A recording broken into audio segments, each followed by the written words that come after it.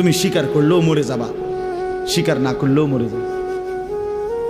চোখ বন্ধ রাখলেও কবরে যাইতে হবে, চোখ খোলা রাখলেও কবরে যাইতে হবে। কি বলে, রাজপ্রাসাদের মানুষটাও মরে যাবে, কুড়ে ঘরের মানুষটাও মরে যাবে।